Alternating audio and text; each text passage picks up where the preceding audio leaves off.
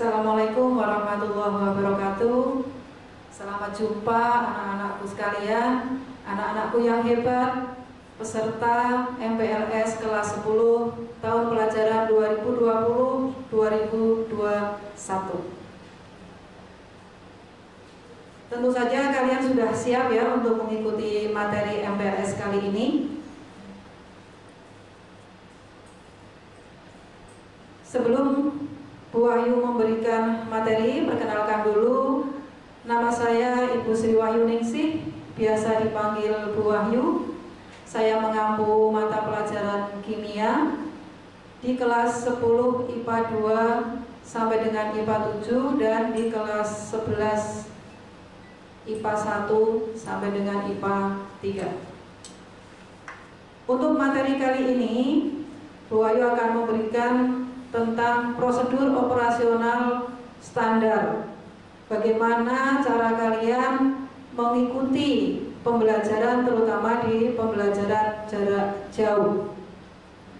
Ikuti dengan seksama apa-apa yang harus kalian lakukan, apa-apa yang harus kalian kerjakan, dan apa yang menjadi kewajiban kalian di sekolah pada saat pembelajaran jarak jauh nanti.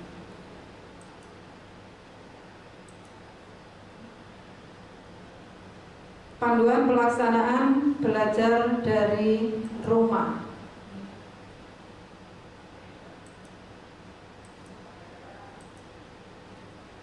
Apa itu pembelajaran jarak jauh atau kita sebut dengan e-learning atau PJJ atau MBR? Pembelajaran jarak jauh adalah cara menyampaikan program pendidikan atau pelatihan secara jarak jauh. Cara ini tidak memerlukan interaksi serentak antara guru atau instruktur dengan pembelajar atau peserta didik. Jadi di sini tidak memerlukan tempat khusus, artinya memerlukan kelas. Ada interaksi langsung antara guru dengan peserta didik. Tapi bisa dilakukan dari sekolah atau dari rumah ya, dan dilakukan di tempat mana saja. Jadi tidak bergantung tempat. Pembelajaran jarak jauh sebenarnya bukan merupakan konsep yang baru dalam menyampaikan materi pembelajaran melalui pos kepada pembelajar yang tinggal jauh dari lembaga pendidikan.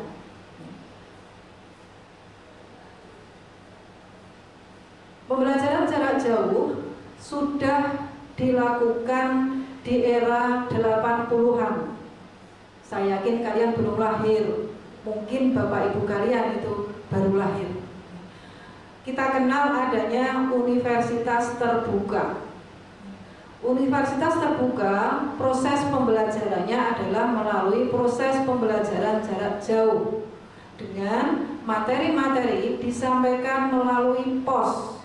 Jadi buku-buku dikirim lewat pos. Karena saat itu belum muncul internet. Kemudian peserta didik atau para mahasiswa universitas terbuka itu melakukan belajar sendiri atau belajar mandiri lewat modul yang dikirim lewat pos. Kemudian pada akhir dilakukan tes semester ataupun tes mid semester ya. Di modul itu pasti ada tugas-tugas, juga tugas-tugas itu dikerjakan, dikirimkan kembali lewat pos. Nah, seiring dengan majunya teknologi, maka pembelajaran jarak jauh itu saat ini bisa dilakukan lewat internet tanpa harus melalui pos lagi, tanpa harus menggunakan buku modul, tetapi bisa semuanya berupa lewat dunia maya. Apa tujuan pembelajaran atau pelaksanaan dari belajar dari rumah atau sering disebut dengan PJJ?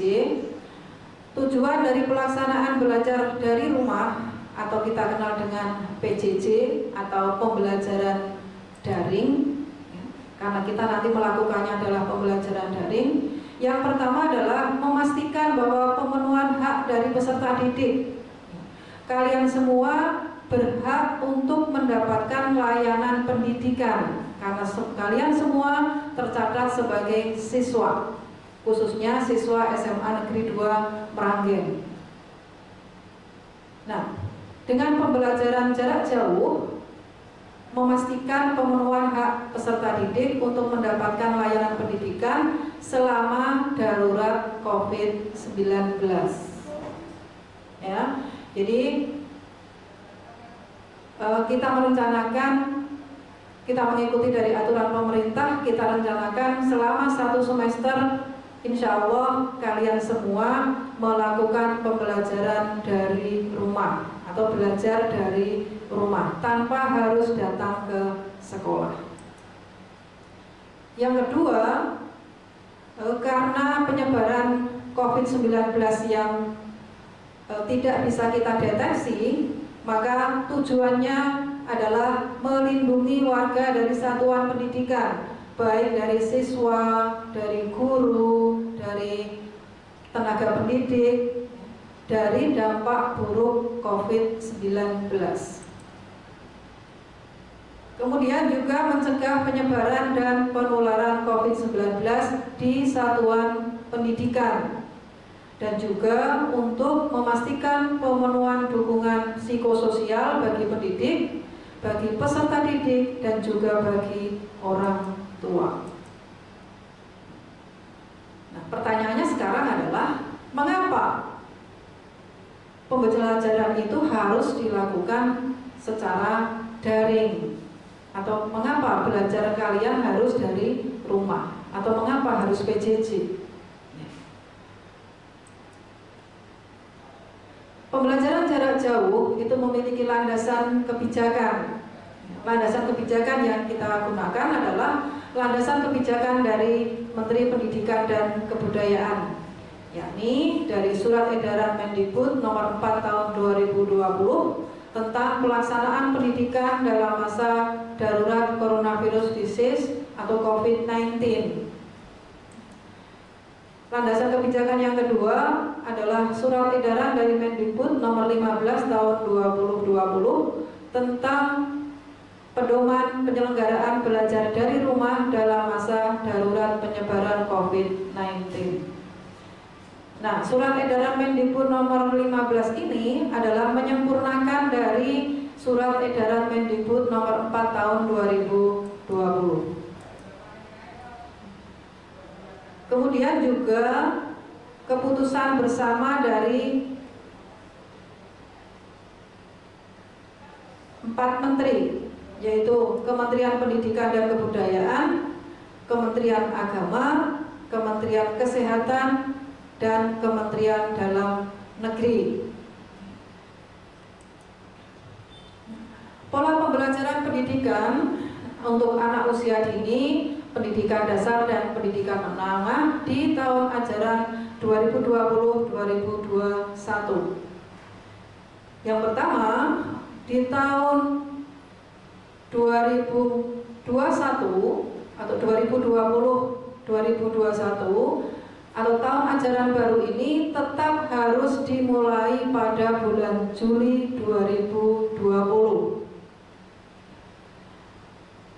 Penyebaran COVID-19 di Indonesia khususnya itu dibagi dalam 4 zona, yaitu zona merah, zona oranye, zona kuning, dan zona hijau.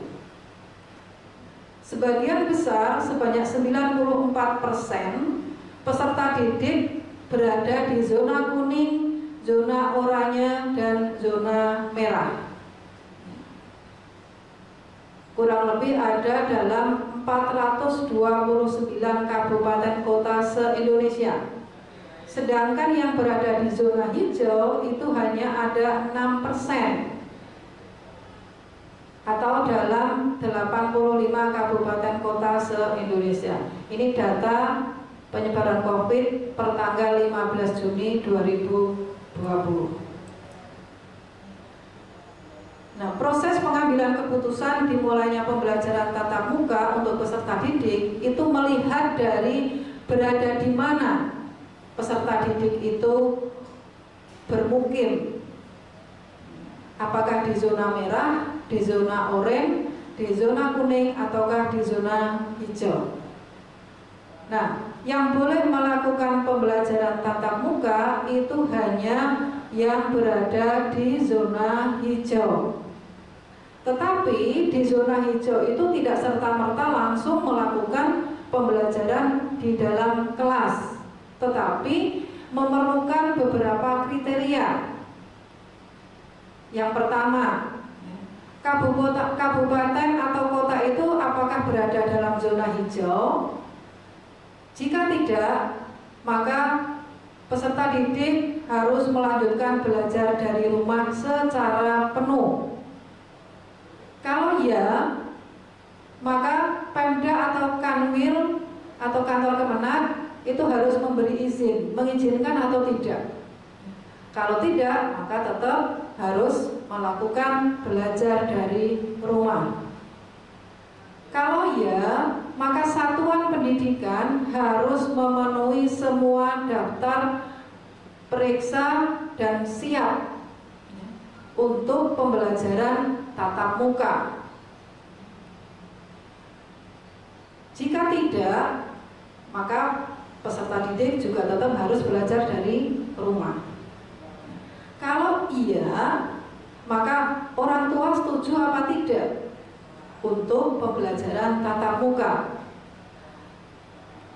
Kalau orang tua itu tidak setuju, maka pelaksanaan pembelajaran juga harus dilakukan dari rumah. Nah, kalau orang tua setuju, maka peserta didik bisa memulai pembelajaran tatap muka di satuan pendidikan secara bertahap, jadi tidak secara langsung. Nah, kebetulan Kabupaten Demak adalah salah satu dari kabupaten yang berzona merah. Oleh karena itu, tanpa menggunakan pertimbangan seperti di zona hijau, semua kabupaten atau semua sekolah yang berada di zona merah harus melakukan pelaksanaan pembelajaran jarak jauh. Nah, bagaimana dengan daerah-daerah yang tidak ada internet? Misalnya di daerah yang terpinggir, terjauh, atau sering kita kenal dengan daerah 3T. Nah, untuk pembelajaran di zona merah yang di daerah 3T itu bisa dilakukan, jadi PJJ tidak harus melalui internet, tetapi PJJ bisa dilakukan melalui pos, bisa melalui radio, dan yang lain-lain. Nah, karena Kabupaten Demak itu termasuk zona merah dan harus melakukan PJJ secara penuh atau belajar dari rumah secara penuh, dan internet alhamdulillah sudah bisa masuk sampai ke pelosok Demak sekalipun, maka sekolah memutuskan bahwa kita melakukan pembelajaran jarak jauh menggunakan sarana internet. Ya, itu yang diambil oleh pihak sekolah. Dari sekolah mengambil kebijakan untuk melakukan pembelajaran jarak jauh menggunakan internet. Ada beberapa kelebihan dan kekurangan dengan adanya pembelajaran jarak jauh. Kelebihannya antara lain, peserta didik dapat belajar kapan saja, jadi nggak harus di jam KBM, atau bisa mengulang dari materi yang sudah diikuti. Kalau misalnya kurang jelas, kalian nanti bisa memutar videonya lagi, atau memutar atau membaca dari modul yang disampaikan Bapak Ibu Guru. Jadi kalian bisa belajar kapan saja. Kemudian peserta didik juga dapat berada di mana saja dengan syarat kalian memiliki akses ke internet. Ya, jadi kalau misalnya kalian baru berkunjung ke rumah nenek, asal di rumah nenek itu bisa mengakses internet, maka kalian bisa belajar dari sana. Ya, tapi Bu Ayu sarankan jangan kalian pas ke mall, kalau sudah diizinkan, kalian belajar dari mall, karena dari sana kalian pasti tidak mungkin bisa belajar. Kecuali memang ada tugas yang harus di lapangan, mungkin tugas proyek itu biasanya mengambil bahan dari lapangan atau dari lingkungan. Ya. Kemudian kelebihan yang ketiga, peserta didik dapat mengatur kecepatan mereka sendiri.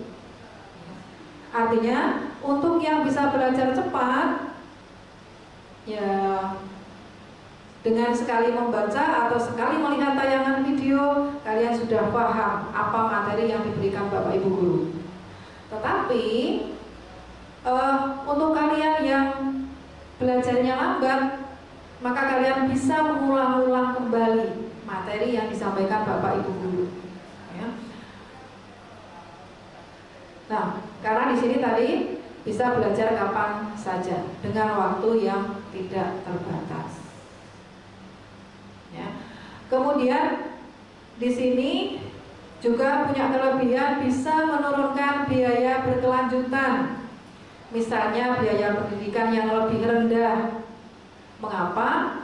Karena kalian tidak butuh biaya transportasi untuk ke sekolah. Kalian tidak butuh uang saku. Ya, karena mungkin saat kalian belajar, ya, oleh orang tua juga disediakan makanan kecil. Ya, jadi kalian tidak butuh uang saku, tidak butuh uang transport. Itu yang dimaksud dengan biaya pendidikan yang lebih murah.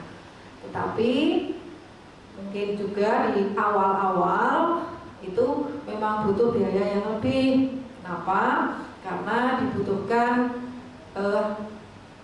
handphone yang sudah berbasis Android atau juga bisa menggunakan komputer, dan juga dibutuhkan data internet, kuota data internet.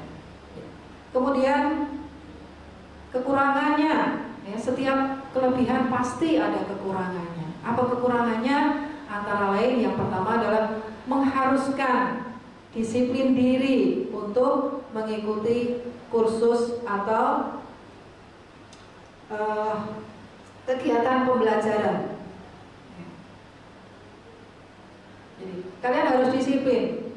Seperti halnya kalau kalian masuk kelas atau berangkat ke sekolah, sekolah ini mulai KBM jam 7, di mana sebelum jam 7 kalian harus sudah berada di sekolahan, harus sudah berada di ruang kelas.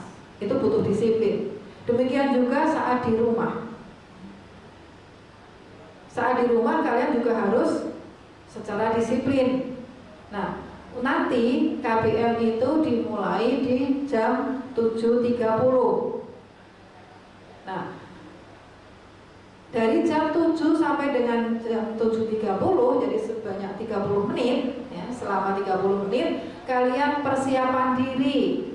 Yang belum sarapan harus sudah sarapan, yang belum mandi juga harus sudah mandi. Karena mapelnya kalian tahu, ya sediakan buku-bukunya, siapkan buku-bukunya, siapkan kuotanya, pastikan ada, dan lain-lain. Ya, kalian punya waktu yang lebih panjang untuk persiapan diri. Selain waktu yang 30 menit, kalian punya waktu yang tadinya digunakan untuk perjalanan dari rumah ke sekolah, bisa kalian gunakan untuk persiapan mengikuti pembelajaran jarak jauh.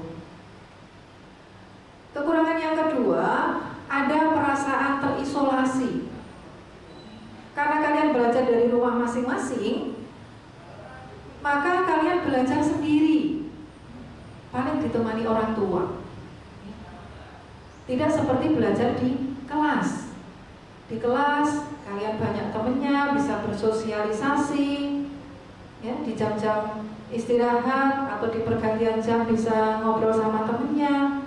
Tapi kalau ini kalian belajar sendiri di rumah, kalau misalnya di KBM itu kalian tidak bisa untuk bertanya, nanti ada waktunya sendiri, ya. Bisa ditulis, bisa ya. Artinya di sini kecuali kalau misalnya pas KBM lewat Zoom, kalian bisa bertanya secara langsung, ya. Nah, jadi ada perasaan terisolasi, belajar sendiri di rumah, nonton video, tapi harus nyatet, harus memperhatikan, ya, ada soal harus mencoba mengerjakan, tetapi sendiri, nggak bisa nanya kepada temannya seperti kalau di sekolah. Itu yang Ibu maksud dengan perasaan terisolasi. Kemudian terbatasnya dampak pembelajaran sebaya atau dari teman sebaya. Biasanya yang sering dilakukan oleh anak-anak itu, kalau misalnya diterangkan gurunya, untuk tanya ke gurunya kadang-kadang sungkan, ya, malu sama teman-temannya. Nah, biasanya akan lebih jelas setelah KBM itu kalian tanya ke temannya, atau pada saat diskusi kalian bisa bekerja sama, ya, saling bertanya, saling mencari jawaban, ya. Nah, itu pembelajaran sebaya, tutor sebaya, ya. Biasanya akan lebih jelas, lebih fair, lebih nyaman kalau misalnya bertanya ke temannya yang sudah bisa.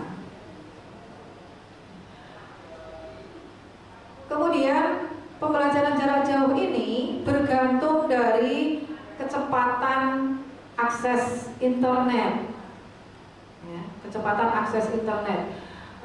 Di daerah-daerah yang kurang lancar sinyalnya, itu pasti akan terhambat.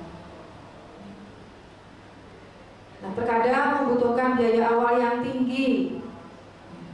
Misalnya tadi, ya, kalau HP-nya belum Android, maka harus disiapkan yang Android, ya. Nah, kalau misalnya di rumah belum ada WiFi, atau kalau hanya pakai Android, maka di sini dibutuhkan kuota yang cukup, ya, itu di biaya. Nah, itu beberapa kelemahan dan kekurangan dari pembelajaran jarak jauh. Nah, seberapa besar peran orang tua dalam mendukung proses pembelajaran jarak jauh yang dilakukan oleh putra-putrinya?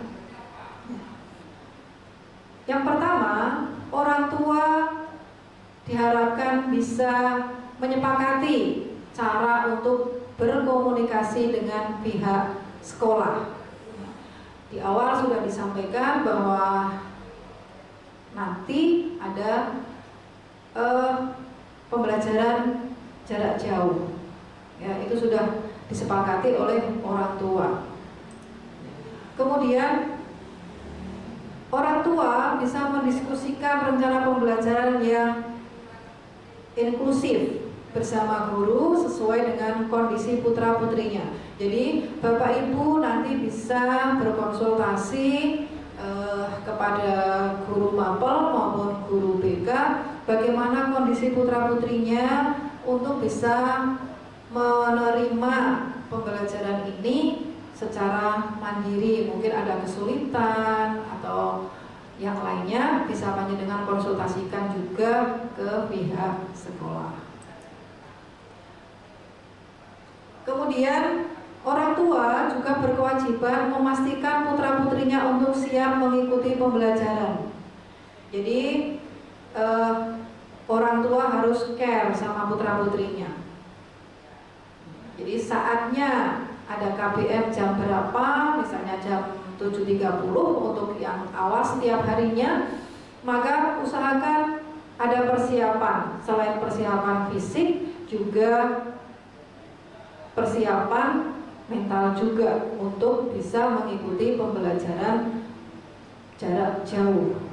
Sehingga dengan kesiapan putra-putri panjenengan, maka insya Allah akan lebih lancar meskipun belajar secara mandiri. Kemudian orang tua juga berkewajiban menyiapkan fasilitas yang mendukung proses pembelajaran.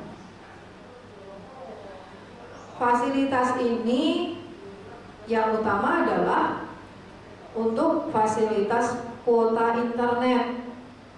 Itu menjadi kewajiban Bapak Ibu untuk menyediakannya dalam rangka proses pembelajaran jarak jauh, agar proses pembelajaran jarak jauh yang dilakukan putra-putri Bapak Ibu bisa berjalan dengan lancar.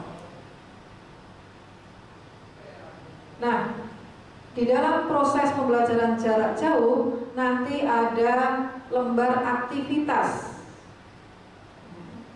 Ada lembar aktivitas sebagai bahan pemantauan belajar harian. Nah, maka tugas Bapak Ibu jangan sungkan-sungkan atau jangan bosen-bosen untuk menanyakan ke putra-putrinya apakah putra-putri Bapak Ibu sudah mengisi lembar aktivitas sebagai bahan pemantauan belajar harian.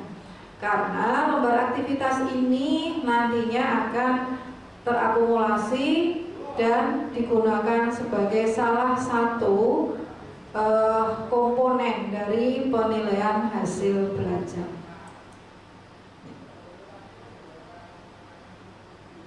Bapak Ibu selaku orang tua hendaklah secara aktif bisa berdiskusi dengan guru terkait tentang kendala yang dihadapi selama proses pembelajaran daring. Ya. Bisa panjenengan sampaikan lewat form yang ada atau di dalam, karena nanti kita menggunakan Kamilo, jadi di situ ada forum diskusi. Panjenengan bisa menitipkan apa kendala dan tantangan yang dihadapi putra-putri Bapak Ibu selama proses pembelajaran daring, sehingga diharapkan semua kendala dan tantangan ini bisa diketahui lebih dini dan bisa kita cari solusi untuk kita cari solusi secara bersama untuk meniadakan kendala atau tantangan ini.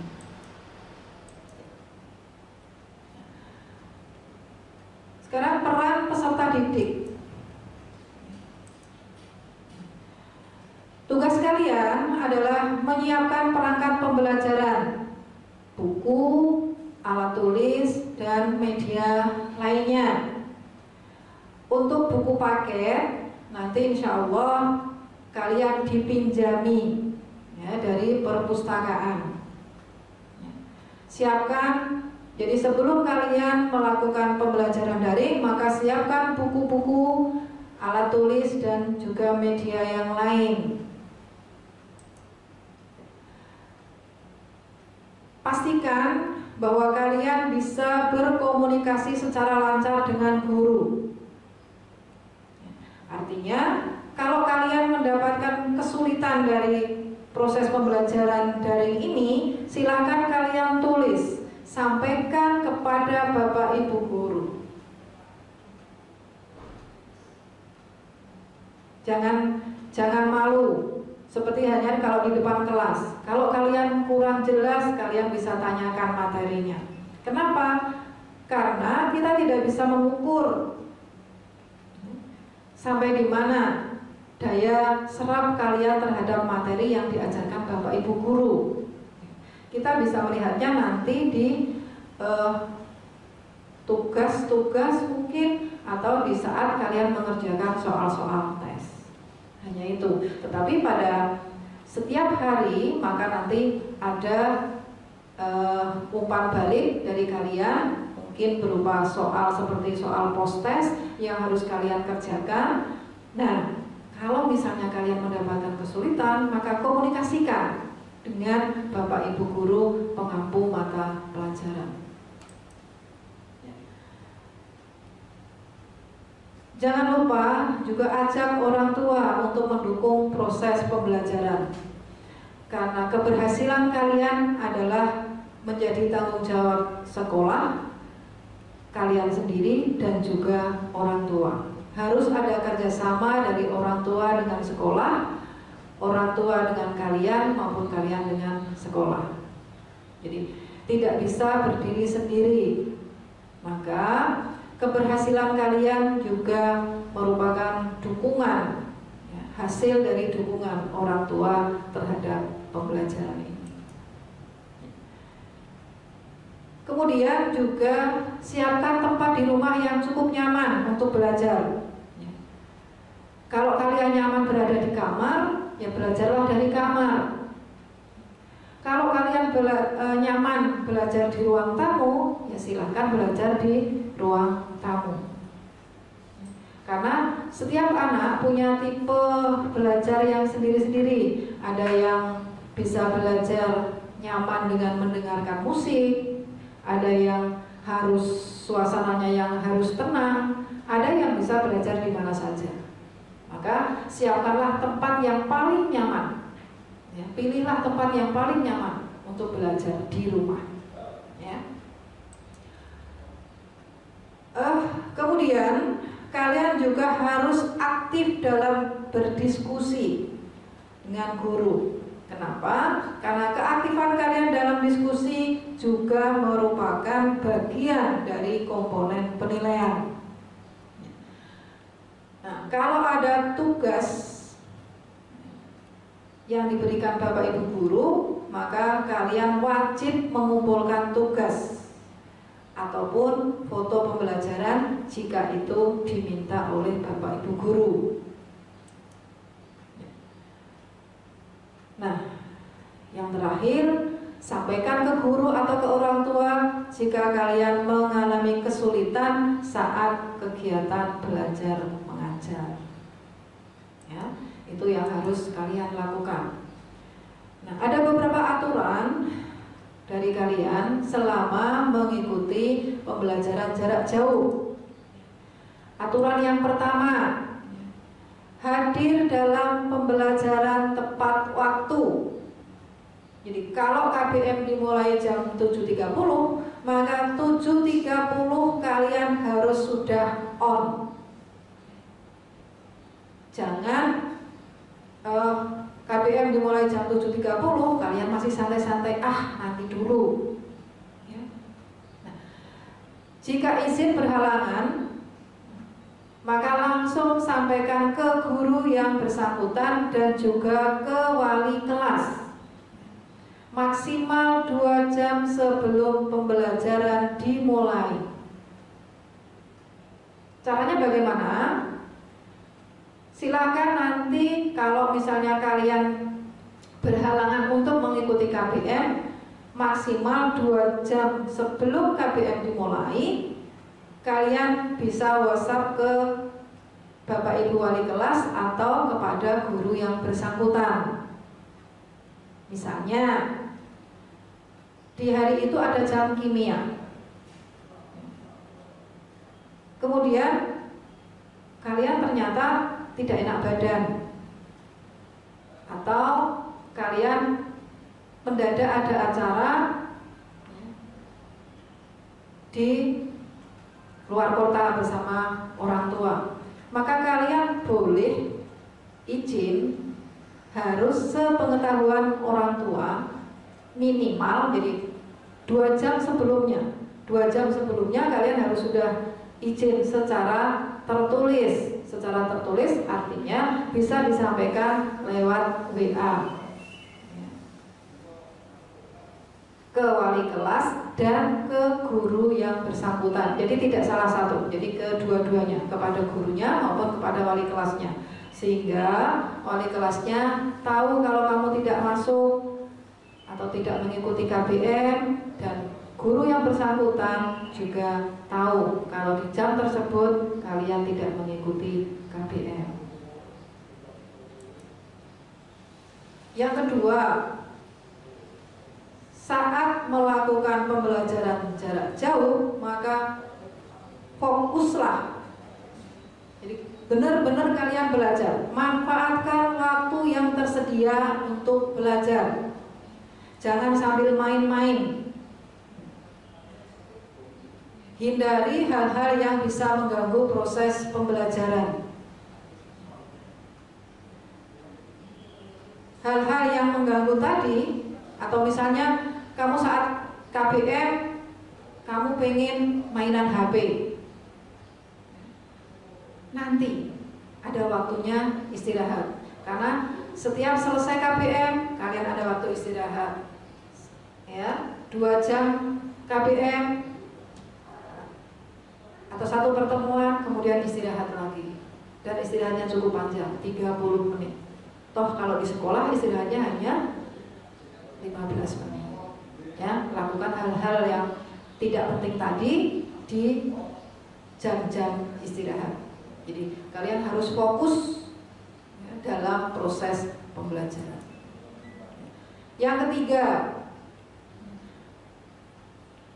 sebagai presensi kehadiran, maka kalian wajib meninggalkan jejak digital dengan membalas kolom komunikasi atau dalam kolom komentar dari diskusi guru. Jadi sebelum KBM dimulai, Bapak Ibu guru akan memberikan pertanyaan yang ringan untuk mengabsen atau kalian presensi, ya, sebagai bukti presensi bahwa kalian sudah benar-benar siap, kalian sudah berada di depan laptop atau kalian sudah on, ya, jadi kalian sudah terhubung dengan Kamilo. Maka di sini nanti Bapak Ibu guru akan di kolom diskusi akan memberikan pertanyaan yang ringan yang cukup dijawab tanpa harus berpikir panjang, sebagai sarana untuk presensi kalian. Jadi jangan, saya sudah bisa, nggak usah saya jawab, ya. Karena itu sebagai presensi maka wajib untuk meninggalkan jejak digital, ya. Kemudian yang keempat, kalian juga harus disiplin dalam mengumpulkan semua penugasan yang diberikan oleh Bapak Ibu guru. Di dalam setiap pertemuan itu ada tugas-tugas yang harus kalian selesaikan. Nah, di dalam tugas itu ada batas waktunya, batas waktu mengerjakannya, batas waktu untuk mengumpulkan tugas tersebut. Maka lakukan tugas, kerjakan tugas, dan kumpulkan kepada Bapak Ibu guru yang memberikan tugas. Tugas ini, jadi tugas-tugas yang kalian kerjakan merupakan komponen penilaian. Yang kelima, siswa yang melanggar peraturan itu akan diingatkan. Nah, jika tidak berubah maka akan mendapatkan pengurangan nilai tugas dan sikap sosial. Seperti tadi Bu Wahyu sampaikan bahwa tugas itu termasuk komponen penilaian, maka kalau kalian melanggar aturan dan sudah diingatkan tapi tidak berubah, biasanya Bapak Ibu itu akan nagih, semacam tagihan tugas-tugas yang belum kalian laksanakan. Maka daripada nanti kalian menumpuk tugas, banyak sekali tugas yang belum kalian kerjakan, kemudian di waktu yang sama ternyata nilai tugas kalian masih kosong, maka kalian harus mengerjakan tugas yang begitu banyak. Maka alangkah baiknya setiap kali ada tugas langsung kerjakan, langsung kirimkan, agar nanti segera dikoreksi oleh Bapak Ibu guru dan kalian sudah mendapatkan nilai tugas.